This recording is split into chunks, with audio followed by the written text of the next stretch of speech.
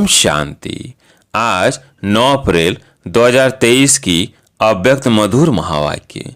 रिवाज है 9 मार्च 1994। हेडलाइन है न्यारा प्यारा वंडरफुल स्नेह और सुख भरा अवतरण शिव जयंती। अब अव्यक्त महावाक्य सुनते हैं विस्तार से। आज बाप दादा ने कहा, आज त्रिदेव रचता बाप अपने पूज्य शालिग्राम बच्चों से मिलने आए हैं। जैसे बिंदु ज्योति स्वरूप बाप की पूजा होती है, यादगार मनाते हैं, तो बाप के साथ साथ आप शालिग्राम आत्माओं की भी पूजा होती है। बाप एक त्रिमूर्ति शिव गाया और पूजा जाता है, और आप शालिग्राम आत्माएं अनेक हो। पूजा दोनों की होती है, क्योंकि बाप ने सभी बच्चों को अपने समान पूज्य बनाया है। कभी भी शालिग्राम को देखते हो तो क्या अनुभव करते हो? ये हम ही हैं ऐसा लगता है। तो बाप ने बच्चों को समान तो किया, लेकिन अपने से भी श्रेष्ठ पूज्य बनाया है। बच्चों की पूजा डबल रूप में होती है। बाप की पूजा एक ही शिवलिंग के रूप में होती है। आप बच्चों की शालिग्राम के रूप में भी होती है, और देव आत्माओं के रूप में भी होती है। बाप से भी ज्यादा डबल रूप की पूजा के अधिकारी आत्माएं आप हो। जैसे डबल विदेशी कहलाते हो, तो डबल पूज्य भी हो।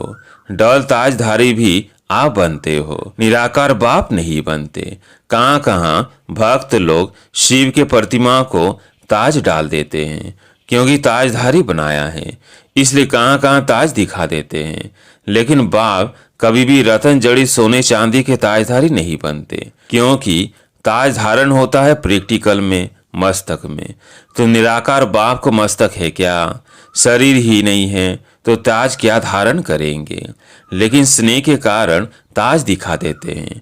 तो बाप ने बच्चों को अपने से भी आगे रखा है। इतनी खुशी और इतनी श्रेष्ठ स्मृति रहती है।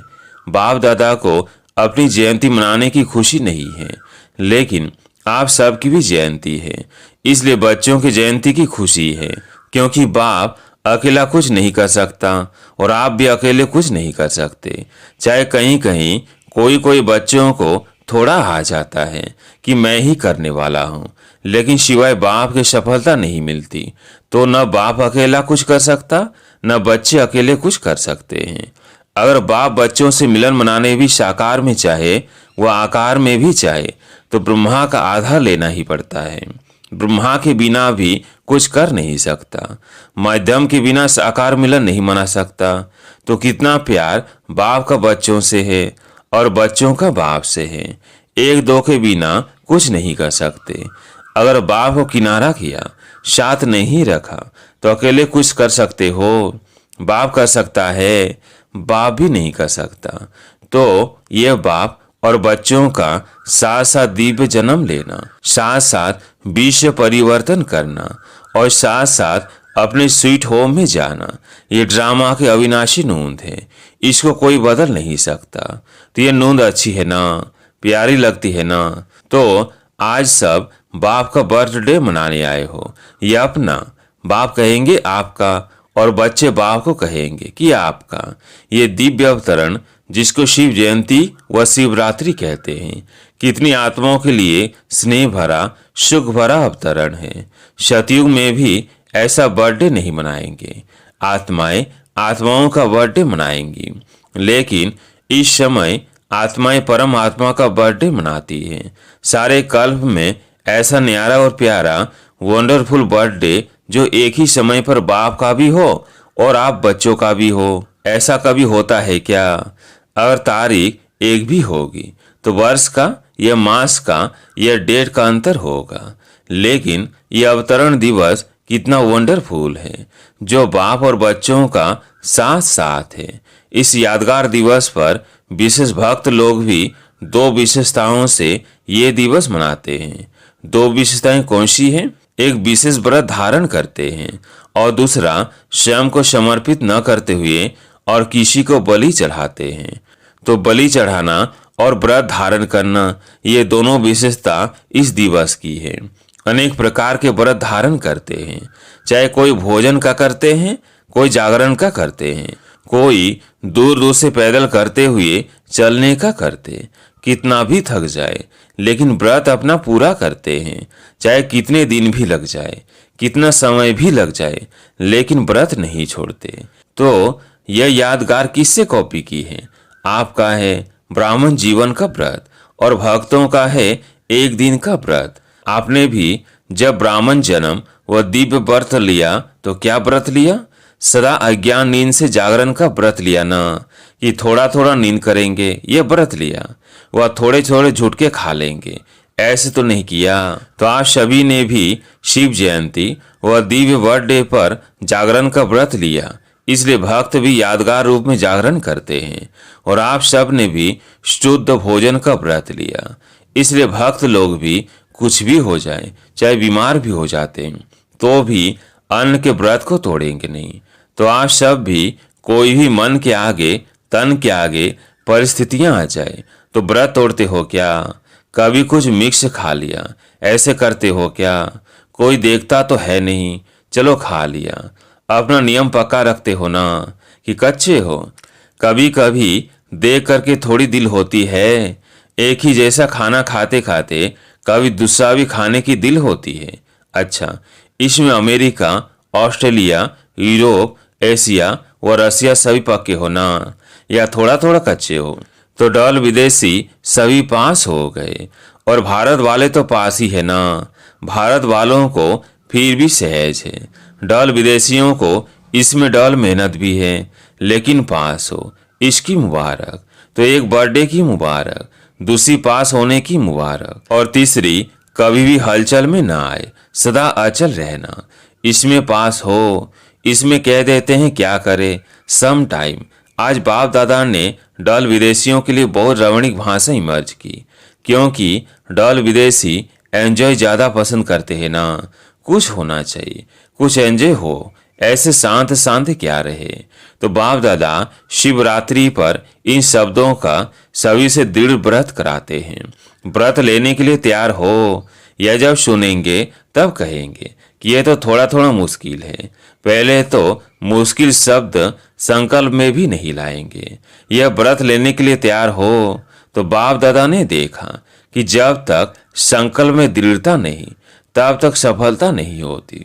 संकल्प होता है लेकिन दृढ़ नहीं होता तो कमजोरी आती है। बोध करके कमजोरी के यही शब्द कहते हैं कि क्या करे, वाट।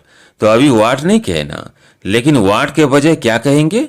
फ्लाई, यानी उड़ना। तो जब भी वाट शब्द आए तो ब्राह्मण डिक्शनरी में वाट के बजाय फ्लाई शब्द है। दूसरा शब्द क्या बोलते हो? वाई, अर्थात क्यों। तो वाई को क्या करेंगे? बाय बाय, सदा के लिए बाय बाय करेंगे, या थोड़े टाइम के लिए। और तीसरा शब्द क्या बोलते हैं? हाउ। तो हाउ यानी कैसे, नहीं, नो यानी ऐसे। जानते हैं, कैसे नहीं, नो अर्थात जानने वाले। जब त्रिकालदर्शी बन जाएंगे, जानने वाले बन जाएंगे, तो फिर हाउ कहेंगे क्या? हाउ कहना माना हव्वा आना। तो हव्वा अच्छा लगता है क्या? इसलिए यही शब्द है जो कमजोरी लाते हैं, यही शब्द है जो व्यर्थ संकल्प का गेट खोलते हैं। सोचो, जब भी व्यर्थ संकल्पों की क्यों लगती है तो किस शब्द से लगती है? इन्हीं शब्दों से लगती है ना। या क्यों होगा, या क्या, वह कैसे होगा, यह कैसे हुआ, यह कैसे कहा, यह क्यों कहा, अब क्या करे, कैसे करे। तो कमजोरी के या व्यर्थ संकल्पों के गेट ये शब्द है। इसको डिक्शनरी में चेंज कर दो, फिर क्या होगा? आप भी चेंज हो जाएंगे ना। तो भक्त लोग आपको ही कॉपी कर रहे हैं, आपकी बेहद की बात है, और उन्होंने हद के रूप में यादगार रखा है। तो यह दृढ़ व्रत रखना, यही शिव जयंती शिवरात्रि मनाना है। मनाना अर्थात बनना। ऐसे नहीं सिर्फ केक काट लिया, लाइट जला ली, दीपक जला लिया, तो ये मनाना नहीं, ये मनोरंजन भी आवश्यक है, लेकिन इसके साथ साथ कुछ काटना है और कुछ जलाना भी है। एक तरफ दीपक व मोमबत्ती जलाते हो, दूसरा केक काटते हो, तीसरा झंडा लहराते हो, चौथा गीत गाते हो, पांचवा डांस भी करते हो, और क्या करते हो? मीठा बांटते और खाते हो। तो अभी ये 6 बातें ही करनी पड़ेंगी। पहले तो दृढ़ संकल्प का अपने मन में दीप जलाओ। पहले तो दृढ़ संकल्प का अपने मन में दीप जलाओ कि अब से दृढ़ता द्वारा सफलता को पाना ही है। देखेंगे, पता नहीं, पता नहीं, नहीं होना ही है, करना ही है, गेज शब्द नहीं है। और दूसरा, केक कौन सा काटेंगे? केक पूरा नहीं खाया जाता, काट कर खाया जाता है। तो क्या काटेंगे? जो भी संपन्न बनने में या संपूर्ण बनने में कोई भी संकल्प मात्र भी रुकावट हो, उसको अब से काट लो, खत्म। और जो कमजोरी हो, उसके बजाय शक्ति धारण करने का केक मुख में डालो। पहले काटो, फिर मुख में खाओ, समझा? झंडा कौन सा लहराएंगे? ये तो यादगार के रूप से झंडा लहराते हैं, लेकिन अपने दिल में बाप को हर संकल्प, बोल और कर्म द्वारा सदा प्रत्यक्ष करने का झंडा दिल में लहराओ। कोई भी संकल्प, बोल और कर्म ऐसा नहीं हो जो बाप को प्रत्यक्ष करने का नहीं हो, क्योंकि सबके दिल में बाप के स्नेह के कारण यही संकल्प है कि बाप को प्रत्यक्ष करना है। तो कैसे करेंगे? सदा अपने संकल्प, बोल और कर्म द्वारा दिल में प्रत्यक्ष करने का झंडा लहराओ और सदा खुश रहने की डांस करते रहो। कभी खुश, कभी उदास या नहीं। जब उदास होते हो तो उस समय भी अपना एक फोटो निकालो, और जब खुश होते हो तो भी फोटो निकालो। फिर दोनों फोटो साथ रखो। फिर देखो अच्छा क्या है, मैं ये हूँ वह वो हूँ। तो सदा हर्षित रहने का, खुश रहने का डांस करो। कुछ भी हो जाए, कोई कितना भी खुशी चुराने की कोशिश करे, क्योंकि माया किसी के द्वारा ही तो कराएगी ना। कुछ भी हो जाए, कितना भी कोई किसी भी प्रकार से खुशी कम करने व खुशी गुम करने का प्रयत्न करे, लेकिन जब तक जीना है तब तक खुश रहना है। यह पक्का व्रत लिया है ना, क्या नहीं कर सकते हो? विल पावर है ना, तो जिसके पास विल पावर है वो क्या नहीं कर सकता। अगर आप मास्टर सर्वशक्तिमान नहीं कर सकेंगे तो और कौन करेगा? कोई और पैदा होने वाले हैं या आप ही हो? माला के मण के आपको ही बनना है या औरों का इंतजार कर रहे हो? फर्स्ट डिवीजन में आना है ना, कि सेकंड भी चलेगा? तो यह दृढ़ संकल्प अर्थात व्रत लो कि जब तक जीना है तब तक खुश रहना है, और जो खुश रहेगा वह खुशी की मिठाई बांटता रहेगा। उस मिठाई से तो सिर्फ मुख मीठा होता है, और इससे मन, तन, दिल सब खुश हो जाते हैं। तो मीठा बांटना है। और गीत सदा क्या गाते हो? मीठा बाबा, प्यारा बाबा, मेरा बाबा, यही गीत गाते हो ना। सदा यह गीत ऑटोमेटिक बजता रहे। ऐसे नहीं सेल खत्म हो जाए तो गीत खत्म हो जाए, बैटरी स्लो हो जाए, नहीं। जब बैटरी स्लो होती है तो पता है कैसे गीत गाते हो, सबको अनुभव तो है ना। फिर क्या होता है? मेरा है तो बाबा तो आ जाता है। सिर्फ मेरा बाबा नहीं कहेंगे, मेरा है तो बाबा मिक्स हो गया ना। बैटरी स्लो होती है तो आवाज स्लो हो जाता है, और उसमें तो शब्द ऐड हो जाता है। मेरा बाबा फलक से नहीं, मेरा है तो बाबा। तो शिवरात्रि मनाना अर्थात ये दृढ़ व्रत लेना। ऐसी शिवरात्रि मनाई ना, यह सोचकर पीछे जवाब देंगे, अच्छा बहुत होशियार हो, अभी अभी सोच लिया। डल विदेशी हो इसलिए डल होशियार हो। अच्छा, डल विदेशियों ने मधुवन में कौन सी बीज सेवा की? क्या किया? ब्रह्मा बाबा को प्रत्यक्ष किया, स्टेम का फंक्शन मनाया, विशेष योग भी लगाया ना। पावरफुल योग लगाया तो विघ्न विनाशक हो गए ना। चाहे मधुवर निवासियों के योग ने, चाहे डबल विदेशियों के योग ने, चाहे चारों ब्राह्मण बच्चों के योग ने कमाल की ना। क्योंकि चारों ओर सबका यह एक ही संकल्प था कि ब्रह्मा बाप को प्रत्यक्ष करना ही है।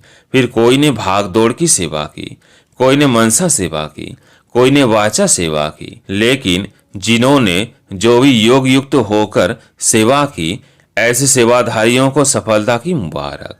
कितनी खुशी हुई, क्योंकि ब्रह्मा बाप से सबका दिल का अति सूक्ष्म प्यार है। सभी ने ब्रह्मा बाप को देखा है या जानते हो? क्या कहेंगे? देखा है, ये जाना है? जो कहते हैं हमने देखा है वो हाथ उठाओ। जो कहते हैं जाना तो है लेकिन अभी देखना है वो हाथ उठाओ।